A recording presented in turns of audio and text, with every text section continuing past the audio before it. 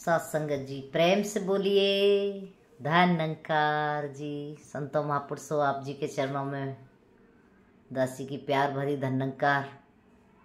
साथ संगत जी, आज हम बड़े खुश नसीब हैं, समय के सद्गुरु हमको मिले हैं।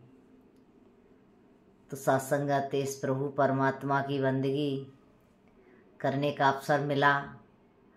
ये परमात्मा हम सबके हाजिर नाजिर रहने वाला साथ संगत जी, जिसने परमात्मा को जान लिया उसका जीवन सुहेला हो गया। कहते हैं लोक सुखी परलोक सुहेला, उसका परलोक सुहेला हो जाता है और लोक सुखी हो जाता है जो इस परमात्मा को जान के इसकी भक्ति करता है। कहते हैं जो जाने सो देव जनाई, तुम्हें जानत तुम्हें हो जाई।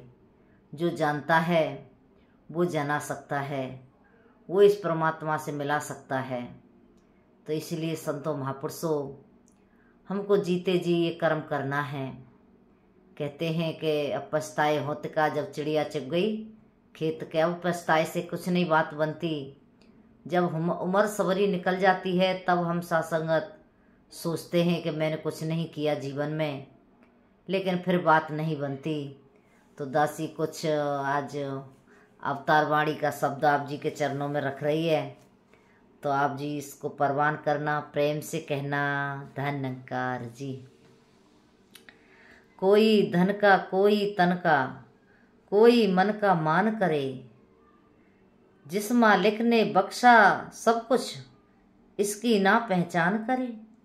तो सासंगत जी इसकी पहचान की बात कह रहे हैं कि हम तन का, मन का, धन का मान करते रहते हैं और अपने इस मान को, झूठे को बढ़ाते रहते हैं। लेकिन जिस प्रभु परमात्मा ने, निराकार ने हमको सब कुछ बख्शा है, ये सुंदर काया दी है, सुंदर शरीर दिया है, उसको सासंगत हम याद नहीं करते।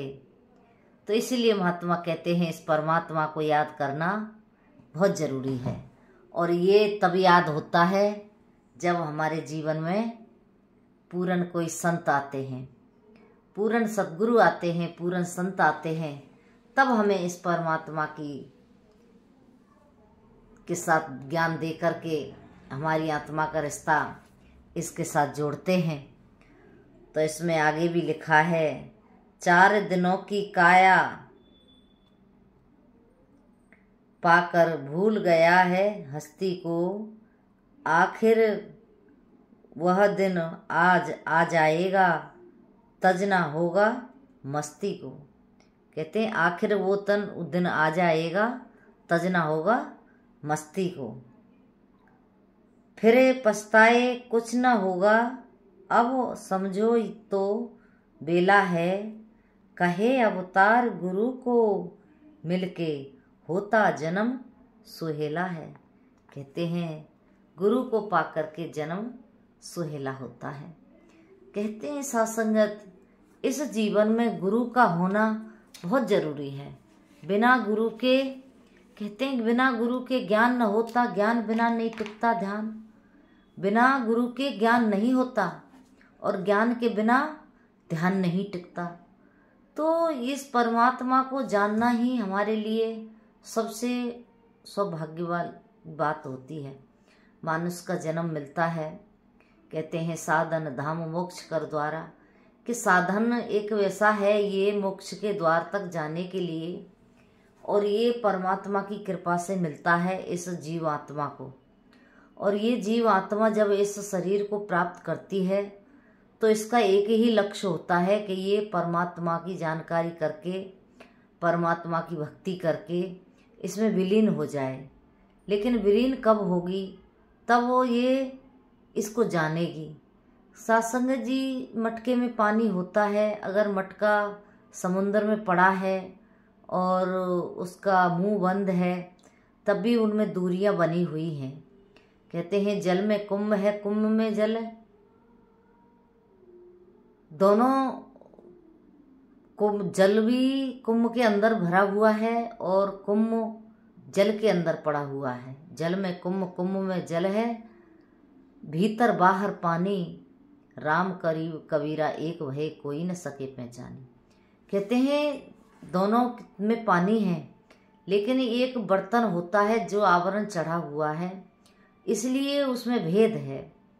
इसी प्रकार से ये निराकार प्रभु परमात्मा हमारे चारों तरफ है और हम इसके अंदर रहते हैं, और हमारी आत्मा पर ये 5 तत्व के शरीर का आवरण चढ़ा हुआ है।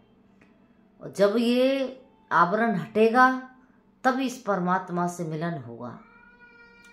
तो इसका आवरण को सद्गुरु हटाते हैं। सद्गुरु हमारी आत्मा का रिश्ता इस परमात्मा के साथ जोड़ते हैं, इस निरंकार के साथ जोड़ते हैं कि ये परमात्मा है। फिर कहते हैं भीतर बाहर, कि बाहर भी ये निरंकार है, अंदर भी निरंकार है।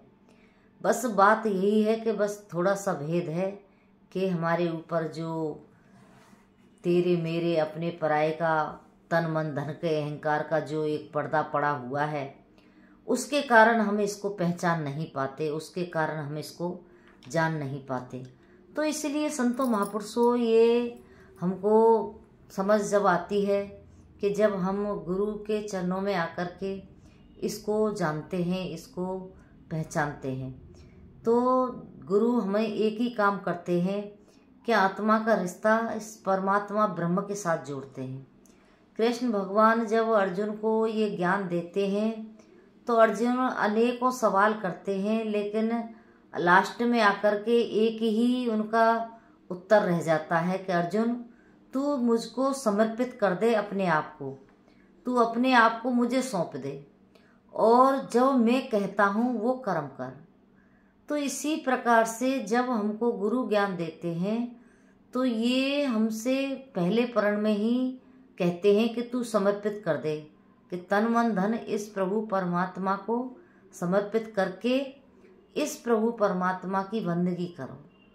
तो इसकी बंदगी हम तभी कर पाते हैं जब इसको हम अंग संग देख लेते हैं गुरु की कृपा से। तो ये बातें बहुत ऊंची हैं संतों, बहुत गहरी हैं, इतनी आसानी से समझ में नहीं आती जब तक हम बराबर सत्संग नहीं करते, बराबर संतों का साथ नहीं करते। जब संतों का साथ करते हैं, सत्संग करते हैं, इनके वचनों को हम श्रवण करते हैं, तब ये बातें हमारे जीवन में बात बन पाती है। तब ये समझ में आती हैं कि वाकई में ये जीवन मुझे जो मिला है ये भक्ति के लिए मिला है। कहते हैं आए राम भजन को ओटन लगे कपास, कि हम हरि भजन के लिए संसार में आए हैं, इस परमात्मा की बंदगी करने के लिए आए हैं और हम कपास ओटने लगे।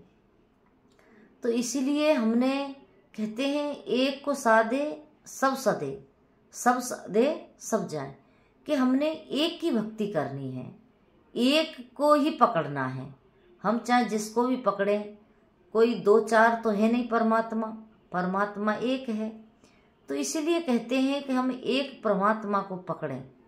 लेकिन संत बताते हैं कि हम एक को कहाँ पकड़ते हैं। हम अपने घरों में देखते हैं तो हमने इतने ठाकुर बैठा रखे होते हैं साथ संगत जी, फिर महात्मा कहते हैं, फिर कहते हैं घर में चैन नहीं है, सुकून नहीं है, शांति नहीं है। अब शांति कैसे होगी कि हमने इतने ठाकुर बैठा रखे हैं। तो वो हमको फिर एक न एक कोई न कोई उपलब्ध घर में करता ही रहता है। इसलिए कहते हैं एक के साधे सब सदे, सब साधे सब जाए।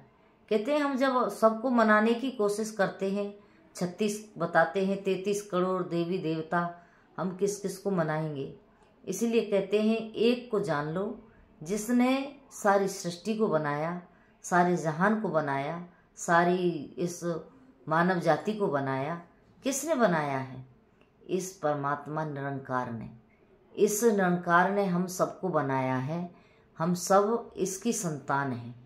इसलिए हमने सबके साथ प्रेम करके इस एक को जान करके एक हो जाना है।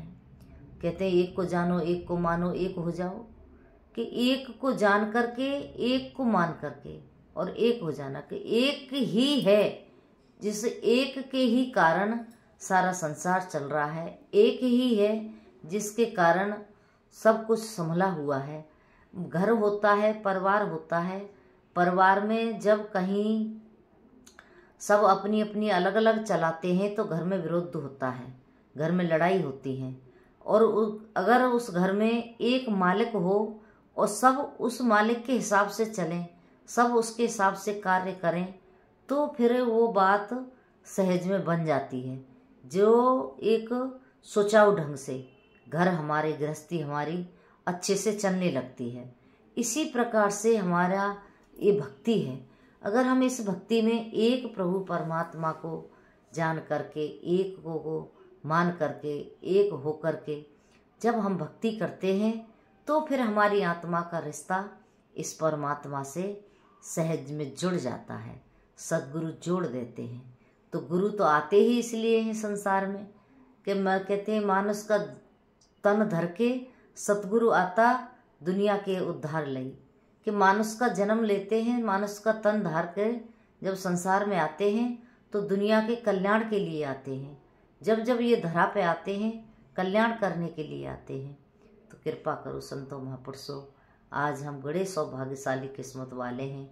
हमें ऐसे सद्गुरु मिले हैं जिनके सत्संगत चरणों में बैठ कर के इस परमात्मा की बंदगी करने का अवसर मिलता है, भक्ति करने का अवसर मिलता है, सेवा सुमरन सत्संग करने का अवसर मिलता है। तो ये जीवन सहज में ही फिर उस रास्ते पर चल पड़ता है जिसके लिए कहा गया है कि भक्ति एक तलवार की धार के बराबर ये रास्ता है। भक्ति भरा जो रास्ता है तलवार की धार के बराबर है। इस पे बड़ा कठिन है चलना, लेकिन जब हम गुरु के आदेश के अनुसार चलते हैं तो सहज में हमारी वो बात बन जाती है। तो दासी इन्हीं शब्दों से आप जी से क्षमा चाहेगी, और कहीं वचनों में ऊंच नीच रही हो तो दासी को बख्श लेना, माफ़ कर देना। और दासी की वीडियो को सत्संगत पूरा सुन लिया करो, जिससे कि हमें कहीं ना कहीं कोई ना कोई बात ऐसी सीखने के लिए मिल जाती है जिसके हमारा मन इस भक्ति में लग जाता है, इस परमात्मा से लग जाता है। तो ऐसी अरदास प्रार्थना आप जी के चरणों में है। हम सभी सेवा सुमरन सत्संग करते रहें, भक्ति के साथ जुड़े रहें, सद्गुरु के साथ जुड़े रहें, सद्गुरु का गुणगान करते हुए अपने जीवन को जीते चले जाएं। ऐसी अरदास प्रार्थना प्रेम से कहना। धन्यकार जी।